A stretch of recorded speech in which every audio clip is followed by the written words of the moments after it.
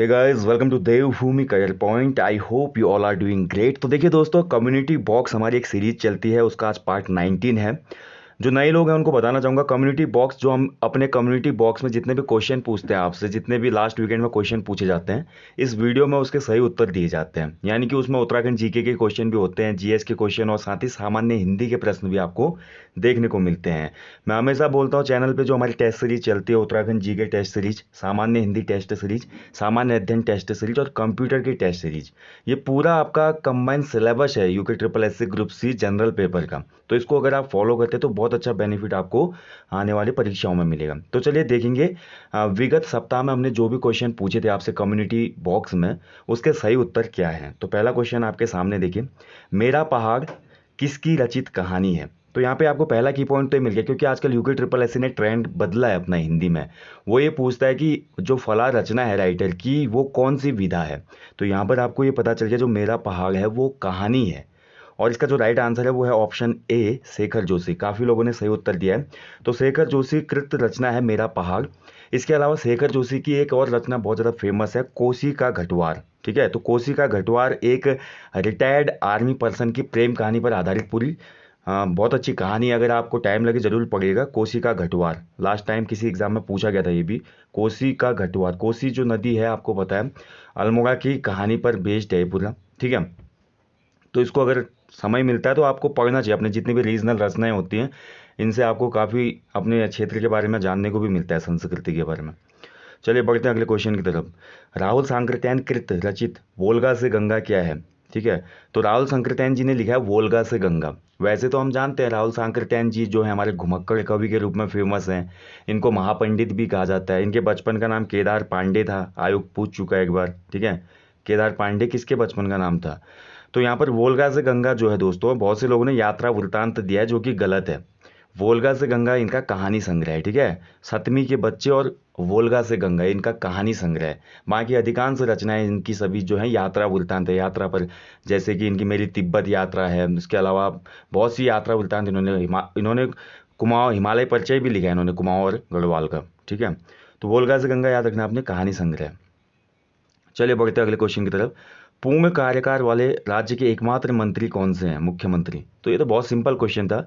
उत्तराखंड राज्य बने हुए अभी मात्र 21 वर्ष हुए हैं दोस्तों, लेकिन राज्य ने अभी तक 11 मुख्यमंत्री देख लिए हैं। ठीक है, लेकिन इसमें हम बात करते हैं उत्तराखंड राज्य में एकमात्र मुख्यमंत्री ऐसे हुए जिन्होंने अपना कार्यकाल पूर्ण किया 5 सालों का, और इनका नाम था नारायण दत्त तिवारी। और नारायण दत्त तिवारी ही उत्तराखंड राज्य के पहले चीफ मिनिस्टर हैं जो कि प्रत्यक्ष निर्वाचन से मुख्यमंत्री बने थे। क्योंकि जब राज्य गठन हुआ उस समय अंतरिम सरकार बनी।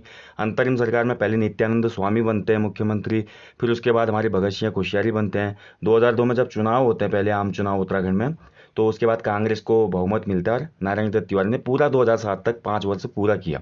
ठीक है, तो ये आपको याद रखना, महत्वपूर्ण पॉइंट है, आने वाले एग्जाम में क्वेश्चन बन सकता है, क्योंकि अभी राजनीतिक उथल पुथल ज़्यादा रही थी उत्तराखंड में। अगला क्वेश्चन देखिए, निम्न में से सुशील वाद्य यंत्र नहीं है। सुशील यहाँ पे नहीं है पूछा गया है और नहीं है वाले क्वेश्चन जब भी बनते हैं, इसको आप ध्यान से देखिएगा। सुशील वाद्य यंत्र का मतलब होता है, सुशील का मतलब होता है मुंह से हवा फूंक कर जो वाद्य यंत्र बजाए जाते हैं ना, उनको सुशील वाद्य यंत्र कहा जाता है। ठीक है, तो यहाँ पर देखा जाए नहीं है जो होगा वो वीणाई होगा। वैसे वीणाई को भी बजाया जाता है मुंह से ही, लेकिन वीणाई जो होता है इसको घन वाद्य में रखा जाता है, घन। ठीक है, तो ऑप्शन सी इसमें सही था। बाकी मोछंग, अलगोजा, मसक बीन, ये सभी मुंह से बजाए थे। बांसुरी हो गई, ये सभी सुशील वाद्य यंत्र हैं। ओके, चलिए बढ़ते अगले क्वेश्चन की तरफ। चीनी यात्री वेनसांग ने किस पर्व को मोक्ष पर्व कहा था। बहुत अच्छा क्वेश्चन है। तो आप सभी को पता है दोस्तों, चीनी यात्री वेनसांग हर्षवर्धन के टाइम पीरियड पे भारत में आया था।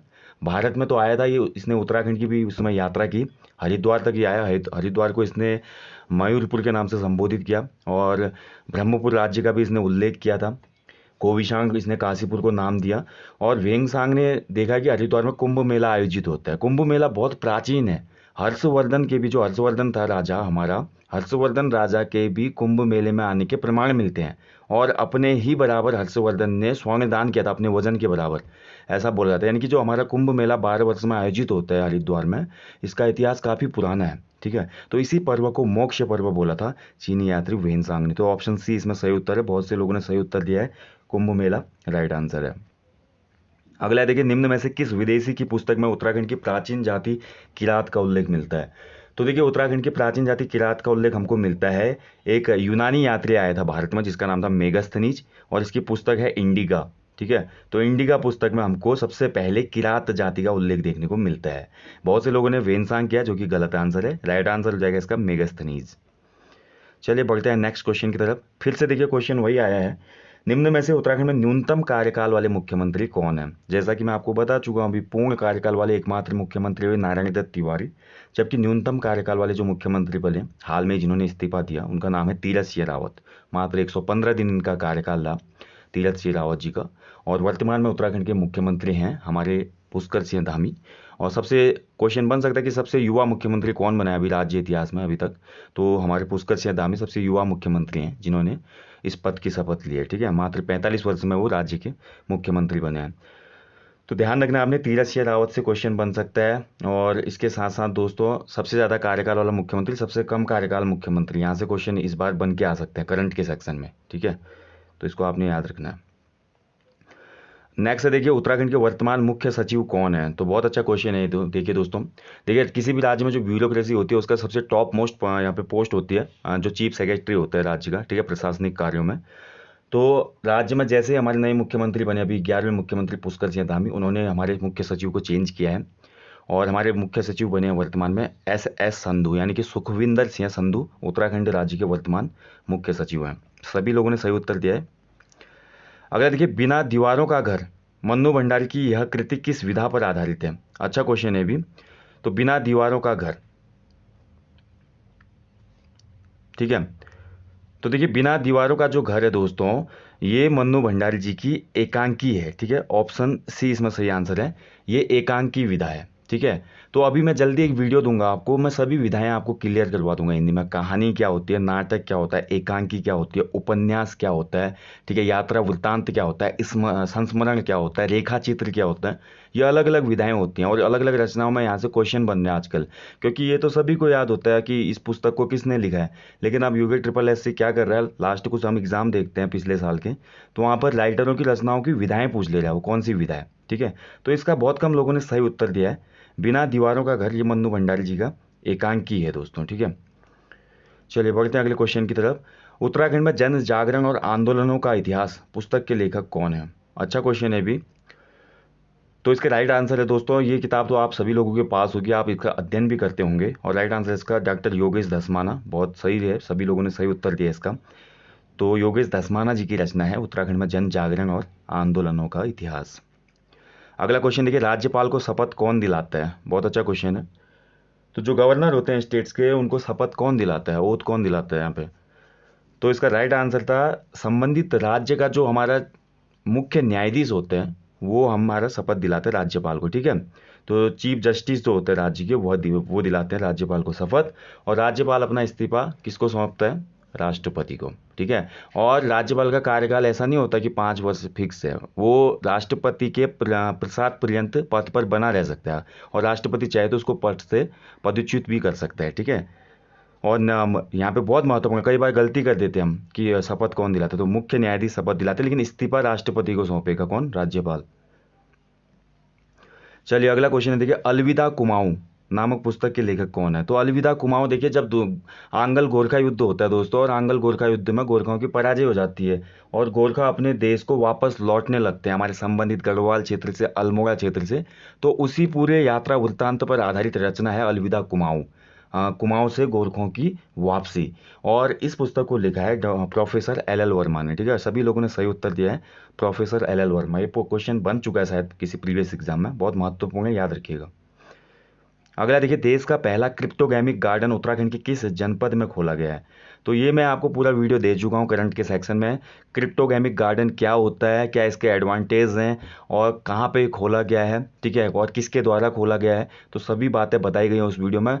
करंट अफेयर वाली जो हमारी प्लेलिस्ट है वहाँ पे जाके आप देख लीजिएगा क्रिप्टोगैमिक गार्डन क्या होता है। तो इसको खोला गया है चक्राता रेंज में, देवबन का जो इलाका है देहरादून में। तो राइट आंसर है देहरादून, ऑप्शन डी। सभी लोगों ने सही उत्तर दिया इसका। अगला क्वेश्चन देखिए, ज्युंगराली दर्रा कहाँ पर स्थित है।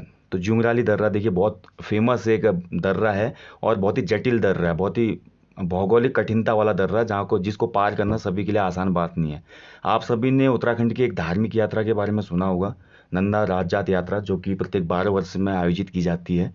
तो नंदा राजजात यात्रा में जब हमारा अंतिम पड़ाव आता है, अंतिम पड़ाव से पहले ये कठिन दर्रा पड़ता है, ज्युंगराली दर्रा, जो कि चमोली जनपद में स्थित है। ठीक है, इसी दर्रे से होकर यात्रा आगे गुजरती है। ठीक है, और फिर हमारी फाइनली होमकुंड तक पहुंचते हैं हम। तो जुंगराली दर्रा, जुंगराली पास चमोली में है। और किस क्वेश्चन ऐसे भी बन सकता है कभी कि इनमें से किस धार्मिक यात्रा में या उत्तराखंड की किस यात्रा में जुंगराली दर्रा बीच में पड़ता है? तो आपको याद रखना है नंदा राजजात यात्रा। ठीक है, अगला देखिए, हेनरी रैमजे द्वारा रामनगर शहर की स्थापना कब की गई थी? तो देखिए, जैसे क्वेश्चन मैंने कम्युनिटी टैब में डाल था, बहुत लोगों के मैसेज आए कि इसका राइट आंसर 1850 है, 1850, जो कि आपने ऑप्शन में दिया नहीं है। ठीक है, तो यहाँ पर आपको ध्यान रखने वाली बात यह है दोस्तों, किसी भी नगर का हो, किसी भी प्रोजेक्ट का अगर निर्माण वर्ष पूछा जाता है तो वो तब माना जाता है जब वो ऑफिशियली डिक्लेयर होता है। यहाँ पर जो रामनगर शहर को बसाने की कवायद थी वो शुरू हो चुकी थी 1850 में। इसको रामजी नगर भी बोला जाता है, क्योंकि उस समय हमारा जो हेनरी रैमजे था वो असिस्टेंट कमिश्नर था, वो पूरा कमिश्नर नहीं बना था, असिस्टेंट कमिश्नर था। बाद में 1856 में हेनरी रैमजे कमिश्नर पद पे आता है, आपको पता है 1856 से लेकर 1884 तक कमिश्नर रहता है वो। तो ऑफिशियली तौर पे रामनगर को शहर डिक्लेयर किया जाता है 1856 में। अब बहुत सी बुक्स में आप बोलेंगे कि हमारा जो कुमाऊं का इतिहास है उसके साथ साथ जो हमारा अजय सिंह रावत जी की बुक है, मेहरबान सिंह गुसाई जी की बुक है, वहाँ पे 1850 दिया गया है। तो 1850 ऑप्शन पे आप जाइएगा जब भी एग्जाम में क्वेश्चन बनता है, अगर ऑप्शन में 1856 नहीं है तो 1850 आप जाएंगे उसके साथ, बिल्कुल गलत नहीं होगा। लेकिन अगर ऑप्शन में अगर आप 1856 आता है तो ऑफिशियली जो आंसर होगा वो 1856 होगा। क्योंकि देखिए, कोई भी, देखिए डिप्टी कमिश्नर के पास इतने राइट उस समय नहीं थे। सभी राइट्स जो मेजर राइट्स होते थे वो केवल कमिश्नर के पास होते थे। ठीक है, कमिश्नर के पास ही ये अधिकार था कि कोई नया टैक्स इंप्लीमेंट करना है हमारे ब्रिटिश कुमाऊं गढ़वाल में, कोई नए शहर या नए जिले का सृजन करना है, ये सभी राइट्स होते थे केवल कमिश्नर के पास। और हेनरी रैमजे 1850 में कमिश्नर नहीं था, ये आपको याद रखना है। हेनरी रैमजे का कार्यकाल 1856 से शुरू होता है और पहला काम यही करता है वो, रामनगर को एक पूर्ण शहर का दर्जा दिया जाता है 1856 में। तो जैसे ऑप्शन बनेगा वैसे आंसर करना है आपने। ठीक है, चलिए, तो दोस्तों ये था आज कम्युनिटी बॉक्स 19। ठीक है, तो यहाँ पे हमने देखा लास्ट वीकेंड में जितने भी क्वेश्चन पूछे थे उसके राइट आंसर क्या थे। इसलिए मैं बोलता हूँ कि इस सीरीज को मिस नहीं करना, क्योंकि यहाँ पे वरियस क्वेश्चन आपको देखने को मिलते हैं कि कुछ जीएस से हैं, कुछ हिंदी से हैं, कुछ करंट से हैं, कुछ हमारे उत्तराखंड जीके से हैं, कुछ उत्तराखंड की हिस्ट्री से मिल जाते हैं। तो जितने भी टेस्ट सीरीज हैं उनको फॉलो करें। जल्दी मिलूंगा मैं आपको नेक्स्ट टॉपिक में, परीक्षा वाले का नेक्स्ट वीडियो आ जाएगा जल्दी। और आप लोग निरंतर तैयारी में जुटे रहें। और देखिए, अभी बीच में वायरल एक ऑडियो वायरल हो रहा था काफ़ी, और काफ़ी लोग डिमोटिवेट हो गए थे और मेरे को मैसेज कर रहे थे कि क्या ये सही है। तो ऐसे भ्रामक जो हैं ऑडियो वायरल जो होते हैं उनके चक्कर में ना रहें, अपनी तैयारी करते रहें।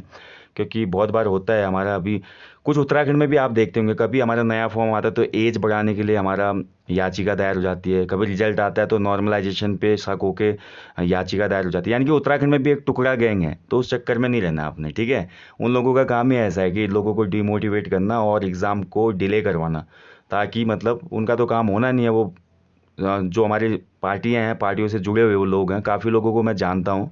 लास्ट टाइम भी जब हम फॉरेस्ट गार्ड वाले जो हमारा चल रहा था देहरादून में, तब वहाँ पे मेरे को बहुत सी बातें पता चली। कुछ हमारे ऐसे संगठन हैं राज्य के जिसके जो प्रमुख हैं वो किसी न किसी पार्टी से जुड़े हैं। तो इन चीज़ों में ना पड़ें, अपनी तैयारी पे फोकस रखें। ठीक है, चलिए मिलेंगे जल्दी, अपना ध्यान रखें। जय हिंद, जय उत्तराखंड।